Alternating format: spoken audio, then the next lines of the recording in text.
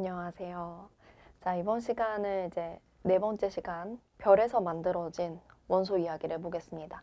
그러니까 지난 시간에는 우리 우주의 초창기에 만들어진 수소와 헬륨 이야기를 했고, 오늘은 그러면 나머지 다양한 원소들은 어디에서 만들어졌는가? 그게 사실은 별이 만든 거다. 이런 얘기를 한번 해볼게요. 그래서 어떻게 보면 오늘은 별이 어떻게 만들어지고 뭐 어떤 삶을 살다가 어떻게 죽게 되는지 별의 일생 이야기를 하려고 하는 겁니다. 그래서 우리는 별의 탄생부터 보겠습니다. 여러분, 별을 만드는 재료가 뭔지 아세요? 별을 만드는 재료. 우리 우주에 가면요. 우주에는 여기다 그려볼까요? 이렇게 별이 있고, 별이 있고, 별이 있고, 이게 별과 별 사이에 있는 이 공간에는 아무것도 없는 건 아닙니다. 뭔가가 있거든요. 이렇게 별과 별 사이에 있는 물질을 우리가 별 성자, 사이, 간자를 써서 별 사이에 있는 물질, 성간 물질이라고 불러요. 이 성간 물질이라는 거 뭐 가스라든가 아니면 뭐 먼지 이런 거라고 생각하시면 돼요. 그래서 요 가스와 먼지, 성간 물질들이 별을 만드는 재료입니다. 근데 이제 우주에 가면 이 성간 물질들이 막 다 고르게 분포하진 않아요. 어딘가에는 성간 물질이 유독 많이 모여 있어서 이제 빽빽히 많이 모여 있어가지고 마치 우리 눈에 구름처럼 보이는 곳이 있거든요. 그래서 우리가 성간 물질의 밀도가 높아 구름처럼 보이는 곳, 그거를 성운이라고 합니다. 성운. 그럼 성운에서 별이 탄생하는 거죠. 여기에 별을 만드는 재료가 많으니까. 근데 아무 성운에서나 별이 탄생하는 건 아니고 온도가 낮고 저온, 그리고 밀도가 높은 고밀도 성운에서 별이 탄생합니다. 왜냐면 만약에 온도가 높잖아요. 그러면 이 성간 물질들이 막 빠르게 움직이면서 얘네가 뭉치기가 어려워요. 그리고 밀도가 높은 거는 왠지 알겠죠? 성간 물질이라는 별을 만드는 재료가 빽빽하게 많아야 별이 잘 탄생하니까. 그럼 제가 성운을 한번 그려볼게요. 성간 물질들이 이런 식으로 있습니다. 근데 이 성간 물질도 나름 저마다 질량을 가지고 있죠. 그럼 질량을 가지고 있는 물질들은 서로 끌어당기는 힘이 있으니까 얘네가 서로 끌어당겨 이렇게 가까워지는 거야. 그러면 우리가 봤을 땐 이렇게 뭐 구름처럼 있던 성운이 쪼그라드는 것처럼 보이죠. 이걸 우리는 중력 수축이라 불러요. 그러니까 저온 고밀도의 성운에서 성간 물질들이 중력 수축하는구나. 중력 수축. 근데 이 중력 수축하는 거는 이 성간 물질 하나 입장에서는 마치 높은 곳에서 낮은 곳으로, 여기에서 이제 중심 쪽으로 가는 게 마치 높은 곳에서 낮은 곳으로 떨어지는 효과거든요. 그 위치 에너지가 감소하겠죠? 그럼 다른 형태의 에너지는 증가하죠. 그러니까 열 에너지가 생기는 거야.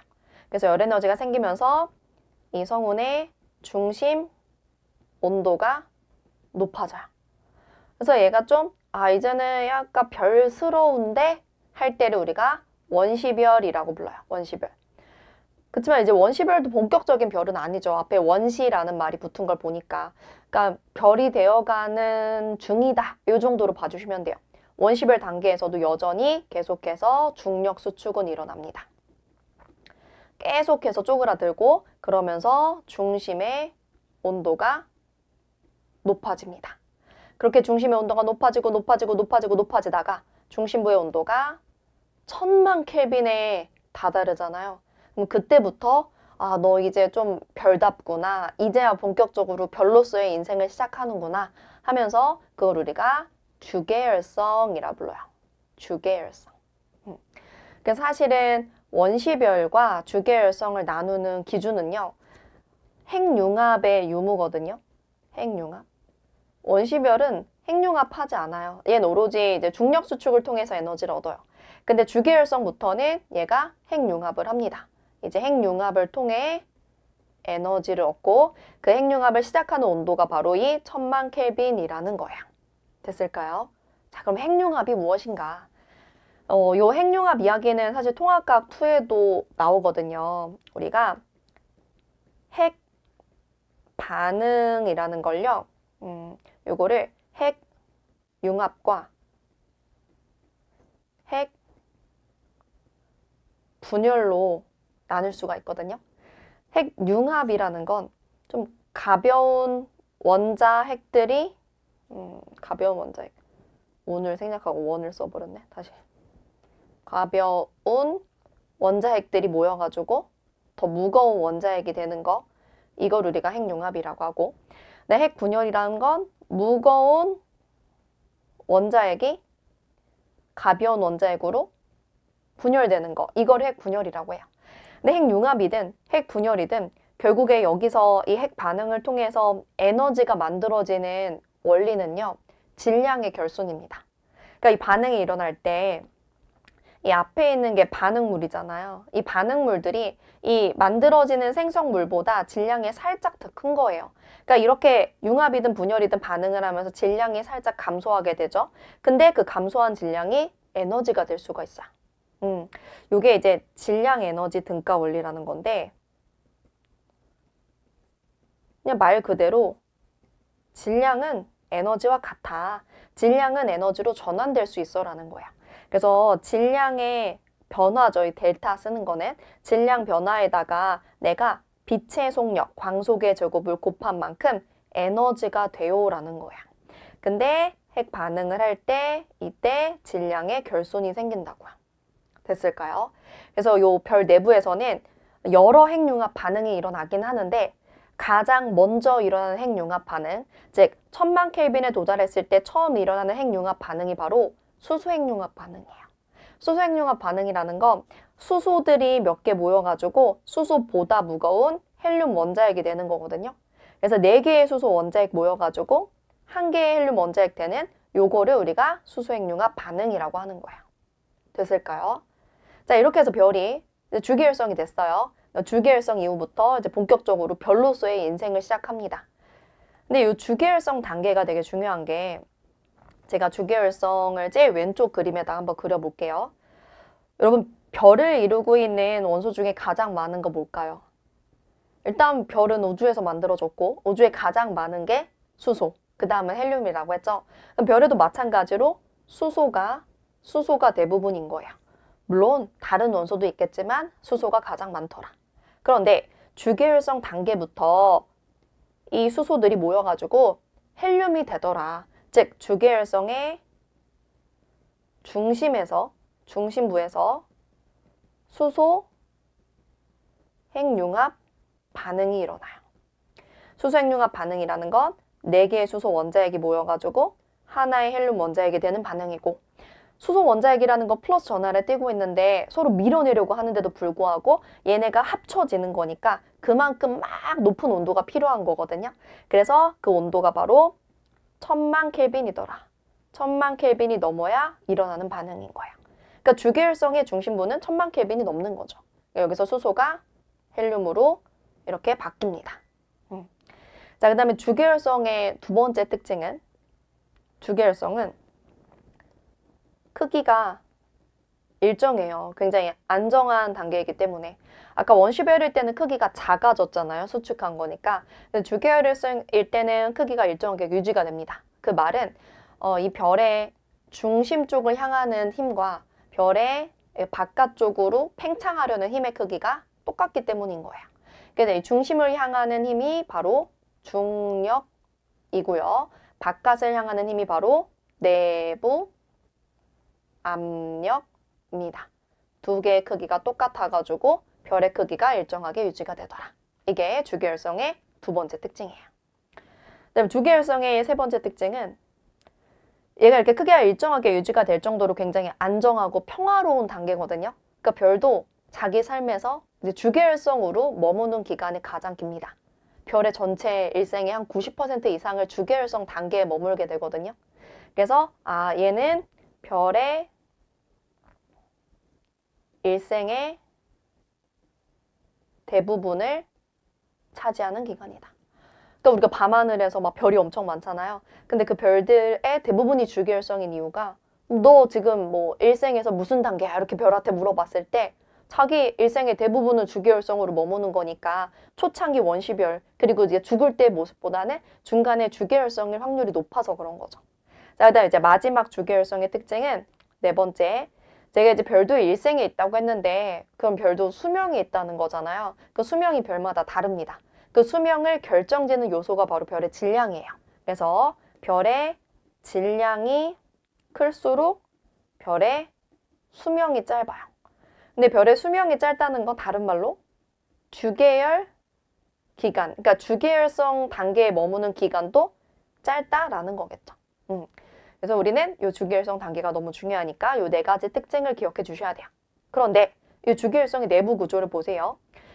우리가 지금 중심부에서 계속해서 수소핵융합 반응이 일어난다는 건 수소는 점점점 줄어들고 헬륨은 점점점 많아진다는 거잖아요. 그럼 어느 순간이 되면 이 중심에 있는 수소가 다 고갈될 수가 있어요. 그러니까 다 사용이 되는 거죠. 그래서 헬륨으로만 가득 찰 수도 있습니다. 그게 이제 두 번째 그림이거든요. 그래서 두 번째에 보면 중심에 헬륨만 있죠.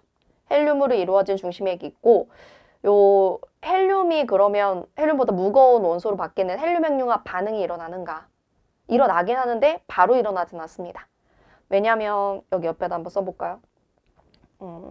우리 헬륨 핵 융합 반응이라는 건 헬륨 몇 개가 모여가지고 헬륨보다 무거운 탄소가 되는 거예요. 아니면 일부 뭐 산소를 만들기도 해요. 이게 헬륨 핵융합 반응인데 이 헬륨 핵융합 반응이 일어나기 위한 최소한 온도가 1억 켈빈입니다. 근데 이 별의 중심부의 온도가 아직 1억 켈빈은 안 되거든요. 그러면 헬륨 핵융합하기 전까지는 얘가 아까처럼 계속해서 또 저쪽으로 드는 거예요. 그래서 이렇게 중심은 수축이 일어나고요. 중심액을 둘러싼 껍질, 이거 껍질이라 불러요. 껍질에서는 여기 수소가 헬륨으로 바뀌는 수소핵융합 반응이 이제 핵을 둘러싼 껍질에서 일어나는 거죠. 그럼 이때 에너지 만들 거 아니에요. 그 에너지가 중심 쪽으로도 전달이 되겠지만 이 바깥쪽으로도 에너지가 전달이 돼서 바깥쪽에서는 이렇게 팽창이 일어나는 거야. 그 별의 전체 크기가 거대해지겠죠. 거대한 별이 되는 거야. 자, 그 와중에도 중심에 있는 헬륨액은 계속해서 수축을 했습니다. 얘가 수축하면 온도가 높아지겠죠. 그러다가 이제 드디어 1억 켈빈이 넘으면 헬륨이 탄소로 바뀌는 헬륨 핵융합 반응이 일어나요. 근데 이렇게 헬륨 핵융합 반응이 일어나는 동안에는 중심액이 수축하진 않습니다. 수축하다가 1억 켈빈이 되면 핵융합 반응을 하면서 수축을 멈추는 거죠. 여전히 둘러싼 껍질에서는 수소 핵융합 반응이 일어나고 있어요. 그리고 또 똑같아요. 헬륨 핵융합 반응이 일어나면 헬륨은 줄어들고 탄소는 많아지니까 언젠가는 헬륨이 또 고갈될 거고 중심액이 탄소로 가득 차게 될 거고 그래서 마지막 모습이 탄소로 이루어진 중심액이 수축하고 그 주변 껍질에서 헬륨 핵융합 반응이 일어나는 껍질 그 바깥쪽에서 수소 핵융합 반응이 일어나는 껍질이 이렇게 놓이게 되는 거예요. 근데 우리는 주계열성이냐 아니냐를 가르는 기준이 중심에서 수소 핵융합 반응이 일어난다. 이게 이제 주계열성이다 아니다를 가르는 기준이거든요. 그러면 이 이후로는 주계열성은 아닌 거예요. 주계열성을 벗어난 거죠. 주계열성을 벗어나면서 이런 단계를 거치게 되고 이 단계가 바로 거대한 별이 됩니다. 거성이면서 동시에 얘가 아까 표면이 이렇게 팽창한다고 했잖아요. 커지죠. 그럼 커지면 표면 온도가 내려가거든요. 별의 표면 온도가 낮아지면 별이 점점 색깔이 붉은색이 되는 거예요. 그래서 붉은색 거성이라서 우리는 적색 거성이라 불러요. 적색 거성. 그런데 사실 이거는 별의 질량이 우리 태양이랑 비슷할 때 여기까지 이제 적색 거성 단계를 거치는 거고 만약에 별의 질량이 태양보다 훨씬 더 크다면 이 이후로도 탄소도 핵융합 반응을 하고 계속해서 단계적으로 핵융합 반응을 하면서 좀 더 다양하고 좀 더 무거운 원소를 만들 수 있게 됩니다. 그래서 이 과정까지는 동일하지만 이 이후로는 별의 질량에 따라 여기까지일 수도 있고 더 무거운 원소 핵융합 반응이 일어날 수도 있더라. 그래서 우린 주계열성 이후로 진화의 경로를 이제 질량에 따라 나눠서 볼 겁니다. 별의 질량이 우리 태양이랑 비슷한 경우와 별의 질량이 우리 태양보다 훨씬 더 큰 경우 이렇게 나눠가지고 한번 볼게요. 자, 그러면 이제 별의 진화 단계에 우리 질량을 가지고 좀 나눠가지고 질량에 따라 나눠가지고 보겠습니다. 먼저 우리 질량이 태양이랑 비슷한 별의 진화예요. 이 별이 주계열성 단계에서 이렇게 별이 있으면 중심에서 열심히 수소 핵융합 반응을 하면서 에너지를 만듭니다. 그러다가 중심에 있는 수소가 다 고갈이 되면 그 이후로 별은 거대해지죠. 그래서 거성인데 이 경우는 별이 크기가 커지면서 약간 붉은색 쪽으로 바뀌게 된다. 왜냐하면 별의 그 크기가 커지면 별의 표면 온도가 내려가는데 그 표면 온도가 내려가는 거 붉은색으로 바뀌는 거라서 적색의 거성이 됩니다. 그때 내부 구조를 보셔야 되는데 그 내부 구조는 중심에는 헬륨 핵융합 반응의 결과물인 탄소와 산소가 있고요. 그걸 둘러싼 껍질에는 헬륨이, 그 둘러싼 껍질에는 수소가 있더라. 근데 그 둘러싼 껍질에서도 헬륨의 핵융합 반응이, 수소의 핵융합 반응이 일어날 수 있더라 라고 했어요. 이게 이제 적색 거성입니다. 질량이 태양이랑 비슷하면 여기까지 핵융합 반응은 끝내고 이제 여기까지 난 핵융합 반응 다 했어 하면서 죽을 준비를 하는 거예요. 좀 슬프지만 이제 별은 이제 죽습니다. 여러분 별은 죽을 때 어떻게 죽냐면 자기가 열심히 핵융합으로 만든 자기 몸을 이루고 있는 그 원소들을 우주 공간에 어찌 보면 이제 기증을 해요. 그래서 별을 이루고 있던 물질들이 우주 공간에 방출되면서 흩뿌려지고 그 중심부만 쪼그라들어가지고 마지막 모습이 되는 거거든요. 그래서 여기 세 번째 요 그림이 요게 즉 바깥쪽의 물질들이 방출이 되는 모습이다라고 봐주시면 돼요. 요걸 우리가 행성상 성운이라고 해요. 행성상 성운. 그럼 중심부는 쪼그라들어서 그게 마지막 모습이라면서요. 최후의 모습. 중심부에 흰색 동그라미 보이시죠? 이 의미가 있는 겁니다. 이게 바로 요 탄소로 이루어진 핵이 쪼그라든 거예요. 그러니까 여기 바깥쪽은 막 방출되고 탄소핵만 쪼그라든 거죠. 그걸 우리가 뭐라 부르냐면 흰색이니까 백색, 쪼그라들었으니까 얼마나 별이 왜소합니까? 그래서 왜소한 별 백색 외성이라 부르는 거야. 넬이라는 가수 아세요? 넬. 이 넬이라는 가수의 노래 중에 백색 외성이라는 노래가 있는데 굉장히 좋습니다. 그래서 이렇게 백색 외성으로 생을 마감하더라. 이거는 어찌 보면 우리 태양의 미래더라. 근데 우주에는 우리 태양보다 질량이 훨씬 더 큰 별들도 있는데 그 별들은 진화 단계가 조금은 다르다. 그 별들도 처음에 주계열성까지는 똑같죠. 주계열성 단계에서 별이 이렇게 쓰면 중심에서 열심히 수소핵융합 반응을 하는 거고 그리고 나서 얘도 거대해집니다. 거성이 되는데 얘는 질량이 크니까 별의 중심부의 온도가 더 높아질 수 있고 중심부의 온도가 더 높아지면 더 무거운 원소 핵융합 반응이 일어날 수 있는 거거든요. 왜냐면 아까 우리 수소 핵융합 반응 같은 경우는 1000만 켈빈의 온도가 필요했고 그 다음에 헬륨 핵융합 반응 같은 경우는 1억 켈빈의 온도가 필요했잖아요. 그럼 더 무거운 원소 핵융합 반응은 그만큼 더 높은 온도가 필요한 거니까 중심부 온도가 더 높아진다는 건 더 다음 단계의 무거운 원소를 만드는 핵융합 반응이 일어난다는 거죠. 그래서 결과적으로 얘가 굉장히 다양한 원소를 만들어서 지금 껍질이 막 여러 겹으로 되어 있죠. 그래서 보면 중심으로 갈수록 무거운 원소가 위치하고요. 우리에게 중요한 건 이거예요. 그럼 가장 중심에 뭐가 있느냐? 가장 중심에 있는 게 바로 철입니다. 이 별이 핵융합 반응으로 만들 수 있는 가장 무거운 원소예요. 그래서 요런 약간 껍질이 여러 겹이 있는 요걸 우리가 양파 같잖아요. 양파는 껍질이 까두까두 계속 나오니까 그래서 요걸 우리가 양파 껍질 구조라고도 해요. 이 단계가 바로 거성은 거성인데 초대박 진짜 커졌다. 초거성이라고 부릅니다. 그래서 질량이 크면 주계열성 다음이 초거성이더라. 그 다음 단계는 이제 별이 중심은 쪼그라들고 별의 외곽부는 우주 공간으로 방출이 되겠죠. 그 과정을 요걸 우리가 슈퍼노바, 슈퍼노바 초신성 폭발이라고 부르는 거예요.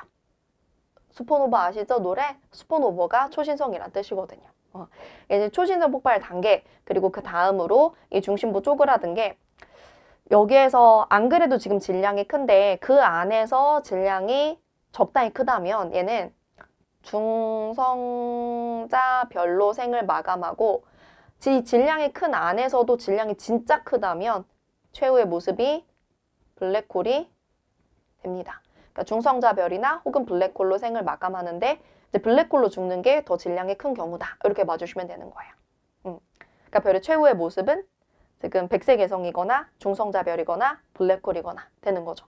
근데 중요한 거 있어요. 여러분 우리가 요 초거성 단계에서 수소 핵융합 반응으로 헬륨 만들고 헬륨 핵융합 반응으로 탄소 만들고 탄소 핵융합 반응으로 더 무거운 거 땡땡땡땡 최종적으로 철까지 만들 수 있어요 라는 걸 배웠잖아요. 그런데 우리 주변에는 철보다 무거운 뭐 우라늄이라든가 금이라든가 이런 원소도 있죠. 그럼 철보다 무거운 거는 누가 만들었냐? 바로 이 초신성 폭발 단계에서 만들어지는 겁니다. 초신성 폭발 단계에서 핵융합은 아니지만 어떤 다른 과정에 의해서 철보다 무거운 원소가 만들어집니다. 요거 기억해 주셔야 돼요. 됐을까요? 그래서 우리 이렇게 질량에 따른 별의 진화 단계를 본 겁니다. 자, 그러면 이제 우리가 우리 수소, 헬륨 말고 나머지 원소들은 별이 이렇게 핵융합 반응을 통해서 혹은 초신성 폭발을 통해서 만든 거구나를 알게 되었고요. 이제 마지막 마무리하는 내용으로 그러면 우리가 속해 있는 태양계는 어떻게 형성되었고 그리고 그 안에서 우리 지구는 어떻게 형성되었고 요 얘기를 하면서 마무리해 보겠습니다. 우리 태양계의 주인공은 태양계의 중심에 있는 태양이라는 별이죠. 태양도 별입니다. 근데 별은 아까 제가 성운에서 만들어진다고 했으니까 우리 태양 역시 성운에서 만들어졌어요. 그 태양을 만든 성운을 우리는 태양계라고 하는 거야. 그러면 성운이란 건 성간 물질이 빽빽하게 모여있는 거라면서요. 얘는 어떻게 이렇게 성간 물질이 빽빽하게 모여있게 되었는가? 어디선가? 초신성 폭발이 일어난 거죠. 그럼 보세요. 초신성 폭발 일어나면서 성간 물질들이 빽빽하게 밀도가 높아지고 그러면 그 성운에서 나 이제 쪼그라들어서 별 만들래 하면서 우리 태양이 만들어졌고 별이란 건 행성을 거느릴 수가 있잖아요. 그러면서 우리 태양 주변에 여러 행성이 생기게 된 우리 태양계의 식구들을 우리가 태양계라고 부르는 거죠. 됐죠? 그럼 제가 태양계 성운을 그려볼게요. 뭉게 태양계 성운입니다. 이 안에 성간 물질들이 있습니다. 그러면 아까 얘기했듯이 성운은 중력 수축을 하겠죠. 쪼그라들어 중력 수축을 해요. 근데 수축만 하는 게 아니고 수축과 동시에 뭐도 하냐? 회전도 하게 됩니다. 이렇게 성운이 수축과 회전을 함께 하잖아요. 그러면 얘가 이렇게 납작한 호떡처럼 납작한 형태의 원반의 형태가 돼요. 그래서 이렇게 원반이 되었습니다. 이 원반의 중심에 바로 우리 태양의 원시별 시절인 원시태양이 있는 거고 그 원반의 주변부는 보세요. 그 원반 주변부에는 막 작은 행성이라고 하기에는 조금 크기가 작은 그냥 뭐 돌멩이들이 막 날아다니고 있었어요. 그걸 우리가 미행성체라고 불러요. 행성보다는 크기가 작다라는 거죠. 이 원반 주변에 막 미행성체들이 날아다니고 있었던 거예요. 됐죠? 그리고 이제 중심에서 원시태양은 진화해가지고 태양이 되었어요. 원시별이 진화해서 주계열성이 된 거죠. 왜냐하면 지금 현재 우리 태양은 주계열성이거든요. 그 다음에 이제 원반 주변에 그 원반에 있는 그 주변부, 중심 주변부에서는 미행성체들이 가만히 있지 않고 막 돌아다녔거든요. 미행성체들이 이렇게 돌아다니다 보면 미행성체끼리 붙어요. 막 붙어가지고 크기가 커지는 거예요. 그게 바로 지금 우리가 알고 있는 수금지와 목토천의 태양계의 행성의 초창기 모습인 거예요. 그래서 태양이랑 가까운 쪽에는 수금지화, 지구형 행성이, 태양이랑 이제 먼 쪽에는 목토천의 목성형 행성이 생기게 된 거죠. 그래서 우리가 지구형과 목성형 행성의 특징을 좀 정리해 보자면 여러분 지구형 행성은 우리 지구 생각하면 돼요. 우리 지구 돌로 되어 있죠? 우리가 땅을 밟고 설 수가 있잖아요. 그래서 지구형 행성에서는 보통 녹는 점이 높고 무거운 금속이나 암석으로 되어 있습니다. 그래서 우리 지구 같은 경우도 뭐 금속, 철이라든가 아니면 지구의 암석을 이루고 있는 주요 원소들이 뭐 산소, 규소 이런 것들로 되어 있어요. 근데 반면에 이제 목성형 행성은 태양이랑 좀 거리가 멀잖아요. 여기에는 녹는 점이 낮고 가벼운 수소나 헬륨으로 주로 구성이 되어 있어요. 그래서 목성형 행성은 여러분도 들어봤으려나? 기체형 행성이라고도 하거든요. 그리고 지구형 행성은 우리가 암석형 행성이라 부르는 거죠. 수, 금, 지, 화, 목, 토, 천, 해 행성이 생겼는데 우리의 관심사는 뭐겠습니까? 수, 금, 지, 지구에 관심이 있는 거죠. 그러면 우리 지구 어린 시절부터 그리고 지금의 모습까지 지구가 어떻게 진화했는지 이 얘기도 한번 해볼게요. 내려가서 이제 지구의 형성입니다. 자, 그러면 이제 지구의 어린 시절부터 지구가 지금의 모습이 되기까지 지구의 형성 과정을 보겠습니다. 자, 제일 왼쪽부터 볼게요. 제일 왼쪽에 우리 지구가 지금보다는 크기가 훨씬 더 작은 아기 시절이었습니다. 이때는 이게 이제 지구인데 지구 근처에 아까 말했던 그 미행성체 있죠? 미행성체가 되게 많았거든요. 근데 제가 미행성체는 가만히 있지 않고 움직인다고 했잖아요. 그 미행성체들이 막 이렇게 움직이는 거야. 움직이다 보면 미행성체와 지구가 그쵸, 충돌, 부딪히겠죠. 그러니까 미행성체랑 충돌하는 건데, 그러니까 충돌 막 하잖아요. 그럼 충돌해서 그 미행성체를 지구 몸에 붙여요. 그러니까 지구가 점점 크기가 커지겠죠. 마치 우리 막 지점토 놀이할 때 지점토 덕지덕지 붙여서 크기 키우듯이 그런 식으로 해서 미행성체 충돌 단계를 거치면 우리 지구는 크기, 즉 반지름 커지고요. 지구의 질량 커지고요. 그리고 막 충돌이 일어나니까 우리 지구 표면 온도 어떻게 되겠어요? 그렇죠. 높아지겠죠. 자, 그래서 지구의 표면 온도가 높아집니다. 높아지다가 여러분 지구 표면이 다 녹아버렸어요. 지구는 아까 암석으로 이루어져 있다면서요. 암석이 녹은 거, 그걸 우리가 마그마라고 하잖아요. 그러니까 지구 전체가 마그마로 둘러싸이게 된 거죠. 그래서 그 단계가 바로 마그마 바다야. 여러분 착각하시면 안 돼요. 이 바다라는 게 지금 우리가 알고 있는 물이 있는 바다가 만들어진 건 아닙니다. 마그마가 바다처럼 쫙 깔렸다. 이렇게 봐주시면 돼요. 그런데 이때 우리 지구를 이루고 있는 성분은 철 아니면 뭐 산소, 규소 이런 성분들이 있었어요. 여기서 철은 산소나 규소보다는 밀도가 컸겠죠. 그런 애들이 그냥 균일하게 분포했던 거예요. 표면부터 중심까지. 그런데 이제 마그마 바다 단계에 얘네들이 움직일 수 있게 됩니다. 즉 유동성이 생긴 거죠. 움직일 수 있으면 무거운 거, 밀도가 큰 거는 아래로 내려가고 싶죠. 그러니까 어떻게 되냐? 철처럼 밀도가 큰 애들이 중심 쪽에 놓이게 되고 산소나 규소처럼 밀도 작은 애들이 이제 표면 쪽에 놓이게 되면서 층의 구분이 생긴 거예요. 그 층이 바로 중심에 있는 핵과 바깥쪽에 있는 멘틀입니다. 세 번째가 바로 멘틀과 핵의 분리인 거야. 그러면 퀴즈. 마그마 바다 단계를 뭐 A라고 하고 멘틀과 핵의 분리 단계를 B라고 해볼게요. 그러면 지구 중심부 밀도를 A와 B 시기를 비교를 해봐라 라고 하면 A랑 B 시기 중에 중심부의 밀도는 누가 더 크겠어요? A 시기에는 중심에 철도 있고 산소도 있고 규소도 있고 고르게 있는데 B 시기에는 중심엔 철 위주로 있는 거죠. 그러니까 중심부 밀도는 B가 더 커진 겁니다. 이렇게 우리가 물어볼 수도 있어요. 자, 그리고 이제 다음 단계. 이때쯤이면 이제 점차 지구 주변에 있던 미행성체들이 줄어듭니다. 그러니까 미행성체와 충돌하는 횟수가 이제 없어지니까 지구의 온도가 식게 되는 거죠.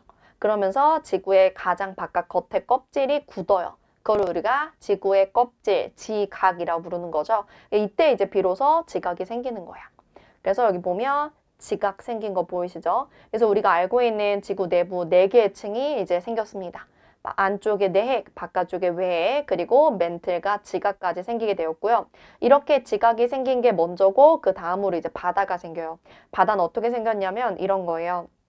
제가 여기 이제 지각 부분 좀 확대해서 그려볼게요. 실제로는 지각이 좀 울퉁불퉁 굴곡이 있겠죠. 이게 이제 지구의 지각입니다. 그런데 지구의 온도가 식게 되면 이 대기 중에 있던 수증기들도 응결해가지고 물방울이 되거든요. 그러니까 물방울이 똑똑똑똑똑 떨어지고 비가 내리는 거예요. 그 빗물이 움푹 파인 곳에 고이게 되겠죠. 그래서 물이 고입니다. 이게 바로 지구의 최초의 바다인 거예요. 그래서 4번째 단계가 원시 지각과 원시 바다 형성인데 바다보다는 지각이 먼저다라는 것도 기억해 주셔야 돼요. 자, 이렇게 해서 바다가 만들어졌고 이 바다에서 꿈틀꿈틀 최초의 생명체가 나오게 된 겁니다. 그래서 이게 우리 지구의 형성 과정인 거예요.